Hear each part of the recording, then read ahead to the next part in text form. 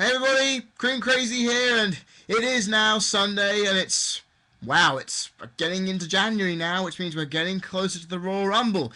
Just to remind you people who don't know where the fuck we are, you probably had a bit too much to drink on New Year's, then watched my wrestling Rant awards, fell asleep, and if you have something to do, you would have woken up by now. But I'm just wondering if that's what you guys have done since recovering from New Year's. Nonetheless, before I go on this video, please remember to add me as a friend on Facebook and search CreamCrazyWR on Skype. Both will be in the description if you forget by the end of this video. Now, the Royal Rumble is only a couple of weeks away, but this is not what this video is on about. You see, if you've been living under a rock for the last month or so, you watch SmackDown wondering who the fuck is this guy as WWE champion? Who is, not WWE champion, as World Heavyweight champion? Who is Daniel Bryan? And what's he doing in the championship? Or you completely forget that he did win Money in the Bank. Now, in the history of Money in the Bank, there have been 10 Money in the Bank ladder matches. There have been 8 winners of Money in the Bank, cashing in and winning World Championships. It's a 100% success rate. And there's one thing that I was thinking about leading up to this video. I was thinking to myself, what has the Money in the Bank done? And there's a lot of things the Money in the Bank could say it does. It's pushed mid-card or lower main event level talent to something better. It's given a twist on the ladder match stipulations. It's gave WrestleMania a big match to look forward to that isn't a giant main event one. It's given off a fantastic pay-per-view. There's a lot of things. But I'm going to talk about today primarily the negatives of Money in the Bank. And look at, has Money in the Bank ruined championship prestige? Because the only factor I had to say about this Money in the Bank briefcase is when it started, it was something unique. It was something different. That we see normally a person fighting to get a title match, winning against a few other people, winning the Royal Rumble, winning King of the Ring. And in my personal opinion, this is the modern day King of the Ring. You've got some guys in the match, 3 or 4 who are likely to win it, then 2 that could win it but might not, and then you have 2 or 3 guys in there who won't win it at all.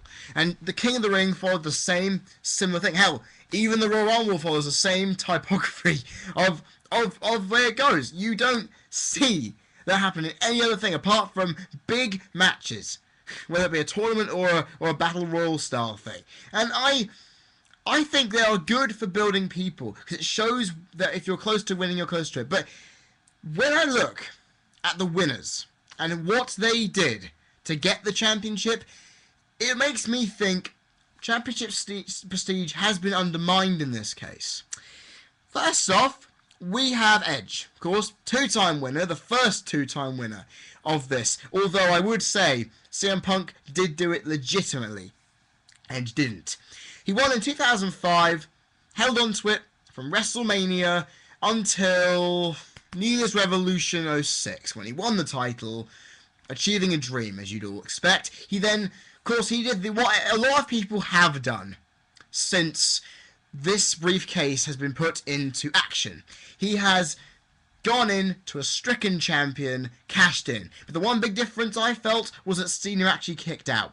And that's the big factor, that he needed to do more damage. And that, of course, built up Cena's character. And this started off an entire wave of similar copycat premise, okay? Where we've had CM Punk twice, Edge again, The Miz, Jack Swagger, Kane, Alberto Del Rio, all doing it. And also, because of a injury to Mark Henry, we saw Daniel Bryan going back on his promise to cash in at Mania. And we now, I bet a lot of people are saying that people have been saying on the internet that the Money in the Bank is basically just a cheap way to win a world championship reign. And you know what? I will actually agree with that, because relying on an opportunity to win a world title, okay, sure, you've won the Money in the Bank, and you've got that guaranteed shot at the title, okay? I understand that. But when you go out there and you just say, okay, I'm going to take advantage of anyone, anytime, it makes even a face look weak. And that is a prime example of why heels have won the Money in the Bank majoritively. I mean, I'm sure CM Punk was a face for both of his wins, but he did, in one of them, turn heel to do it. I mean, Punk's face turn win in 2008 was not the biggest impact maker in the whole WWE, was it? No, it was extremely flat. It didn't get much people interested. It got me interested because I'm a big Punk fan, but it didn't get a lot of people interested, and that was a major issue. You then look at Daniel Bryan's recent victory. We look at how that has completely fallen flat, mostly due to Michael Cole's commentary. And to be honest, if you didn't watch SmackDown on Friday, you would have heard his dancing around on the barricade. He got a few boos, quite a lot of boos from the crowd. So I feel with Money in the Bank, you need to be a bad guy to hold it. The only guy, of course, who was a face throughout the entire time he held it was, of course, Rob Van fucking Dam. And he was the only person who did it legitimately by asking for a match. Now, to undermine championship prestige is that you just go in randomly, done. You win the title, you run away like a scared cat from being beaten up by someone else, and that's about it. And you often think, has this person really earned it? Because when you win the Royal Rumble, you keep going. You wrestle and prove yourself as to, yeah, I won the Rumble. I'm wrestling and beating people. This is why I won the Rumble. This is how I can prove myself. And then at WrestleMania, you get to your match. You've been waiting for it for ages. And the best thing about it, you can actually lose your WrestleMania match. Now, to be honest, that hasn't happened for everyone. That hasn't happened for everyone. The Rumble match has near always had a fantastic success rate. And the fact is, the King of the Ring also had a majoritively big success rate for its holders. But this is where these two have actually had failures. King of the Ring had Mabel, it had Mr. Ass Billy Gunn, for an extent had William Regal. And Royal Rumble, I'm trying to remember off the top of my head because the Rumble is quite a hard thing to divulge. John Cena cashing his shot before WrestleMania, which has not been done. Alberto Del Rio lost his chance. So did Edge. So did Randy Orton. 3 Rumble winners in a row now have not won the big prize. And this is where Money in the Bank does falter, because it's an accomplishment which has 100% success. And championship prestige is something amazing, because we look at our championships, and the reason this 100% success rate comes in to factor is that every single year we have championship changes coming from nowhere. And in the case of Daniel Bryan, we had a title change followed up by another title change, adding to the numerous cacophony of reigns that have happened in the last year. And it makes you think, is the stipulation of cashing in any time, any place, anywhere, starting to run its course? Because it is so negative. Because you can see, it just abruptly ends a title reign. CM Punk, people have said, should have held the title for quite a bit longer after coming back. But then again, if they hadn't rushed it all, maybe Alberto Del Rio could have faced Cena for it. I don't know. And The Miz could have at least done something better with his. Jack Swagger, only a day after, his championship reign was atrocious because it was done out of the blue and had no real place for it. And Rob Van Dam's the only one who actually got a match. He won it and did actually a damn good job with it. And he at least kept the prestige of the championship. That with you got the Money in the Bank now, we have 2 of them as well. This is the other big fact. There are 2 Money in the Bank briefcases now. And there's even a rumour, ladies and gentlemen, of bringing back Money in the Bank for WrestleMania. It's going to bring on so much title changes that these championships are going to basically become, like many believe the WCW championship was, a prop. Because it's going to keep hot potatoing from person to person. And you don't build prestige by doing that. You build prestige by holding the belt for a long time. And I will tell you this, there are not many Money in the Bank winners who have held the title for very long. And that's the major factor. I've said major factor a few times in the last couple of sentences, but this is why championship prestige associated with Money in the Bank is very, very small. Edge held it for 2 weeks after he gloriously won the first time. I don't know why that was the case. Rob Van Dam held it for about One Night Stand, Vengeance. Held it for about a month and a half before it was stripped of him thanks to drugs bust of Sabu. Edge won it again, taking it off the original winner, Mr. Kennedy. Okay, if I haven't even mentioned that, Kennedy lost his due to an injury. He didn't even get to cash it in. And Edge cashed it on Undertaker. Okay, this was the most successful, I think, when you look at it this way. He held it. Hold on, I'm not sure if Batista held it. No, because Edge was injured for a portion of 2007. He held it for a little while, then lost it due to injury. Then Batista and Undertaker started fighting over it. So, feeds in right there, doesn't it? You then see that coming. Then you see CM Punk winning, holding it for a couple of months, and losing it Unforgiven when he was taken out and wasn't even allowed to defend the title. You then see him doing it again. And I think he lost it again a month later at the next pay-per-view to Jeff Hardy, where he then won it back again at SummerSlam in a TLC match. Jack Swagger, first of the 3 2010 winners, held it for a day, or a day in terms of literal terms, 4 days in terms of storyline TV show taping. He then won the title, held it for a month and a bit.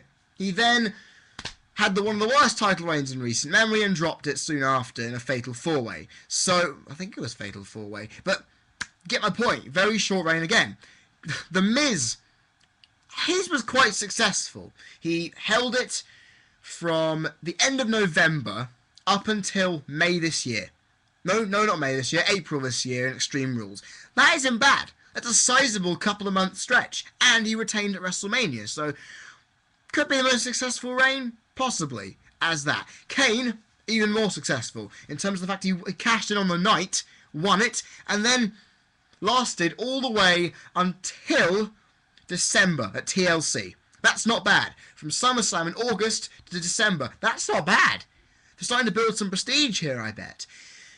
But now we hit the roadblock, the stumbling block, that is Alberto Del Rio. Won at SummerSlam, dropped it, after he won again at Night of Champions. Did he win Night of Champions? So this is my mind telling me he didn't. But then again, he did. Oh no! Now I know. Now I know. Of course, he lost. He lost it at Night of Champions to then win it back at Hell in a Cell. See, now my mind's playing tricks on me because we're in a different year. It's trying to make me remember all this crap. But you see, now we look at Daniel Bryan, and we're wondering now. He won in December. Could he hold it into Romania? But the rumours are going around he's going to lose it at the Rumble. And again, if you look at all those reigns together, apart from the one that is still technically in progress, most of them have been very short.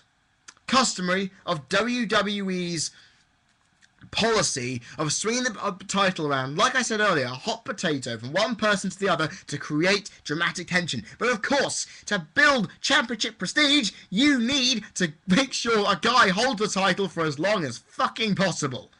The fact is, the Rumble gave us that.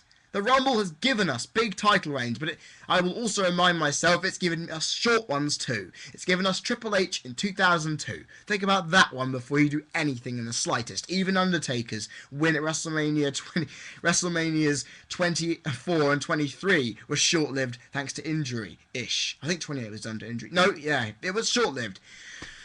And I think to build prestige, you need someone to hold it for longer. And the Money in the Bank, for the most part, just hasn't done it. And if the Money in the Bank is used, like the King of the Ring, as a secondary way of building a mid-carder up to a main event level, then you need to really think about what can happen here. Could the Money in the Bank become something where you just put in a match like Daniel Bryan was going to do before he was branded a hypocrite by Michael Cole? Maybe. That could be the case. But when I look at this, I often think the Money in the Bank, actually, to be honest, could just be gotten rid of altogether.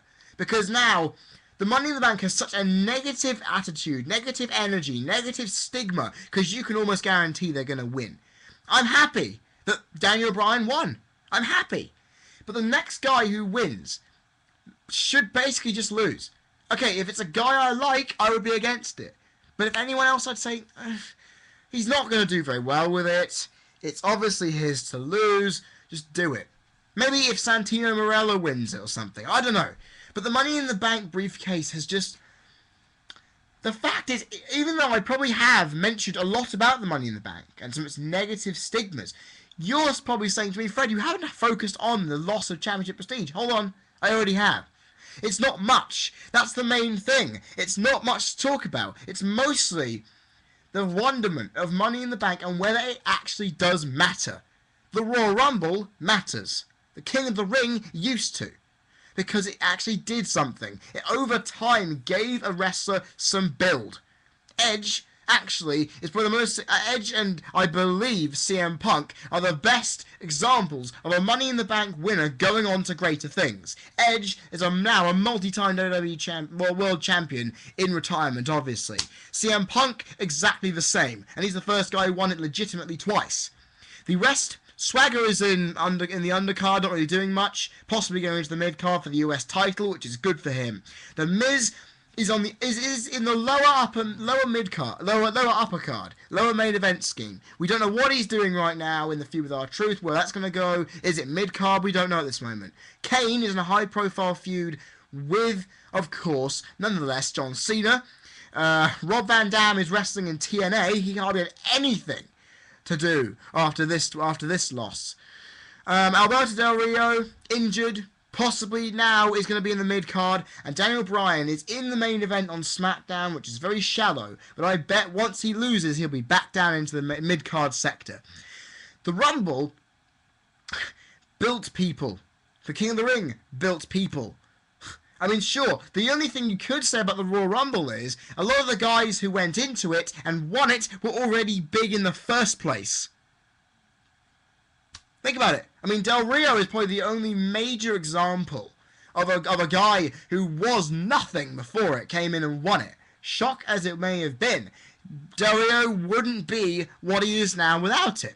We've got Brock Lesnar, who was already a big established star before winning it just to solidify himself.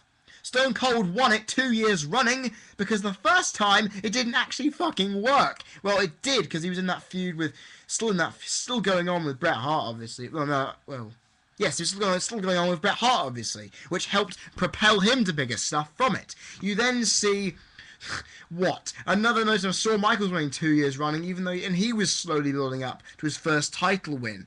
And you then look at some of these guys that have done it. I mean, Austin won it 3 times. I've already mentioned he won it twice in 2 years, but he won it a 3rd time. Something none of us expected when Kane could have done it. And the last couple of years, big guys. And the last one, apart from, I think Benoit and Batista, along with Del Rio, were probably the last ones to be done with guys who had not won the world title and were... and Mysterio. But were ready to not win the world title and go on. Everyone else from 06 has won the title before, apart from Del Rio, obviously, and has already achieved everything. This is like a give this to thank you for your career. Undertaker, Cena, Orton, and Edge. All 4. And the Money in the Bank can say, okay, we've given some established stars some cred. We've given RVD, Edge, and Kane some big time working. But it's just thinking, where does this prestige come from this briefcase? Where does the prestige come from the briefcase? Where? Not much. The King of the Ring built Austin, Triple H, Kurt Angle and Edge from mid-carders to what they are. Bret Hart even got something from that. And I know I've kind of waffled on about something which is not related, which is the prestige of Money in the Bank itself, but it all ties in together. That the Money in the Bank has not got prestige nearly about 6 years later. And you'd think by this time the Money in the Bank would be people would be excited about it, like you are with the Rumble and the King of the Ring. You'd be excited. But no, just people are now saying the Money in the Bank is a bad idea, and it's because of a lot of things. And it's not done a good job in portraying the title belt as something which is like a prop where you just win it and don't care. And if the WWE keeps cut and shunting these Money in the Bank winners, like they have been doing since the beginning for the most part, what does the future for a Money in the Bank winner hold? It's a great match to watch, no doubt, but the repercussions, the consequences of winning, to be honest, don't seem worth it in regards to the championships and the effect that it has on the WWE's backroom staff. They thought that Del Rio was losing them money, so they then put it back on Cena 2 weeks after he won it, or at least a month after he won it. I can't really remember now, but it's an issue. It's a major, major issue, because the Money in the Bank could just go back to WrestleMania, but with its own pay-per-view, they can't put it back. And I feel the Money in the Bank is now a testament to WWE's great idea, which is now starting to falter, because the World Heavyweight and WWE Championships are not going to benefit from Money in the Bank in the long term if these stupid run-ins are going to happen, if these stupid short title reigns come from them. Because at least with the Rumble, you got some successful title reigns from it. At least you got some great guys winning, and you got some fantastic title reigns which were memorable on the big stage. With WrestleMania, you had that, don't you? With Money in the Bank, you can cash that in any time. Well, you don't have a set date to cash it in. And that, again, its prestige is faltered by that. And to be honest, the King of the Ring in 2002, Brock Lesnar won, and then went to the title at SummerSlam.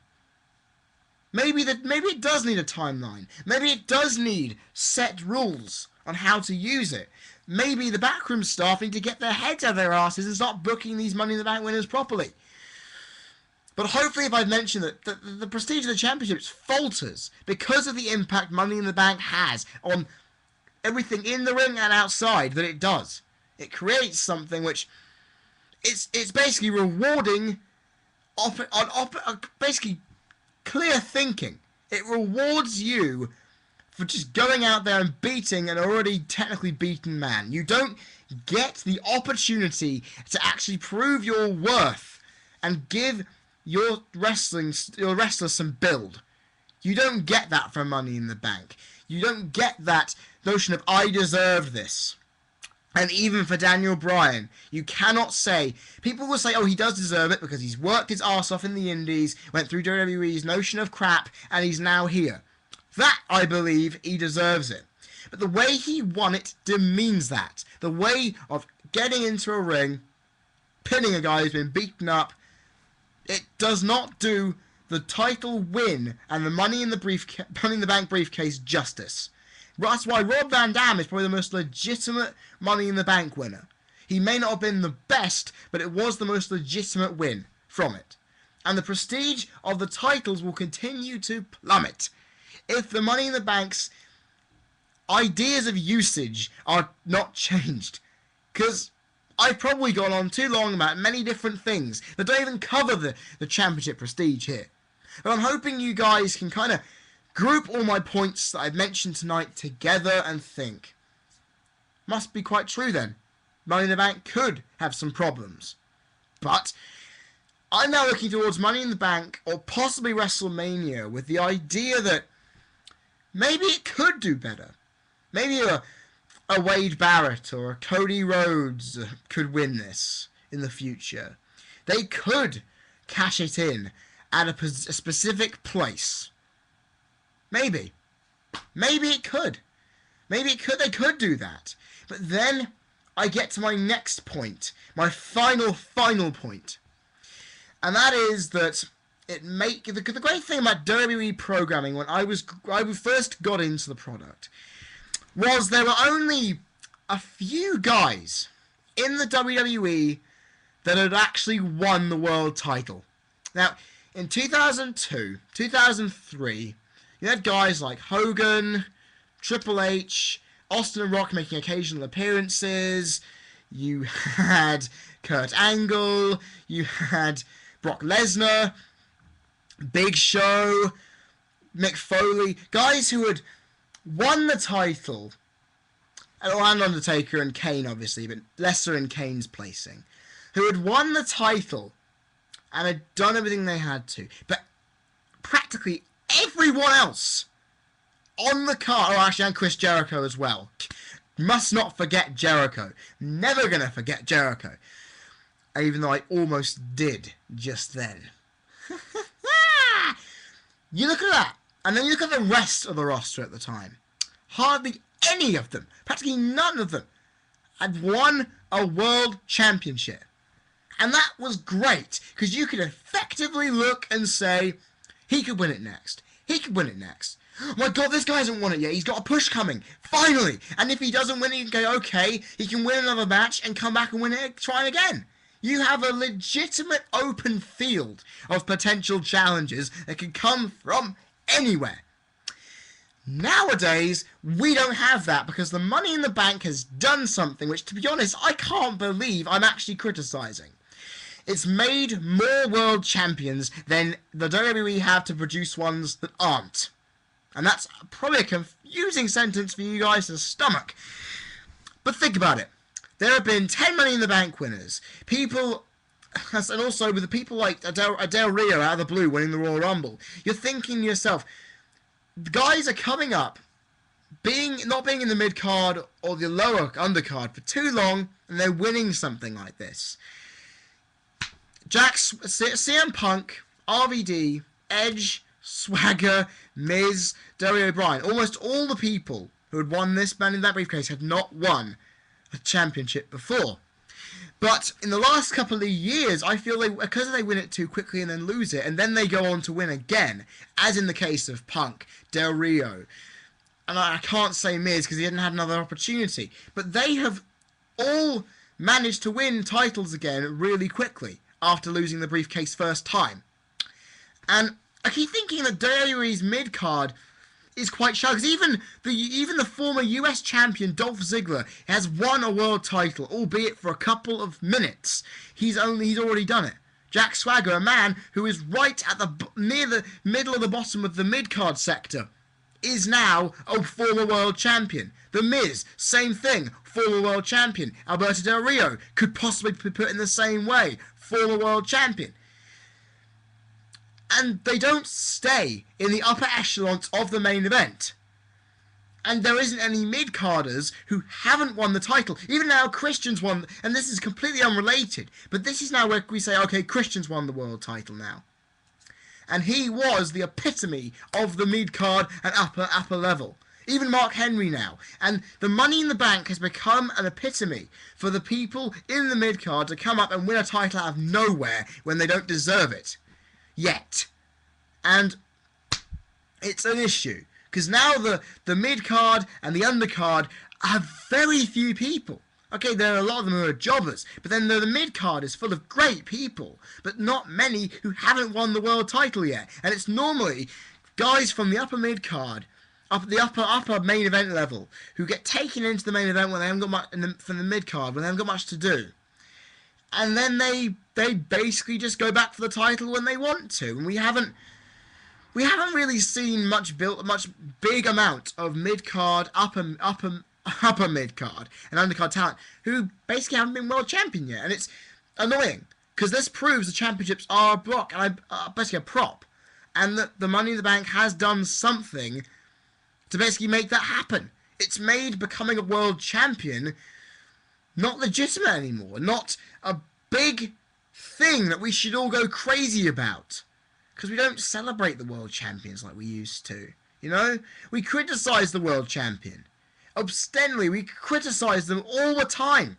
We praise their contenders. Then when they win, we just throw them aside and say he should lose this here, and oh, he's not really doing very well. But that's all down to the booking staff again. So, maybe the Money in the Bank has caused this problem of a prop-based World Championship Society where it's not a pleasure to win the world title anymore. Because everyone just wins it doesn't do much with it, and then loses it again. And it's an issue. The prestige overall has been destroyed, and is being continually destroyed, and it can be traced to Money in the Bank for that. And guys, I've gone on way longer than I thought I was going to go on, so I'll end it here, because I've just realised I'm missing Man vs. Food. Fuck! Guys, I've been Cream Crazy, you've been people watching. This has been my ginormously, amazingly huge, because it is 30 minutes long now, Money in the Bank prestige video.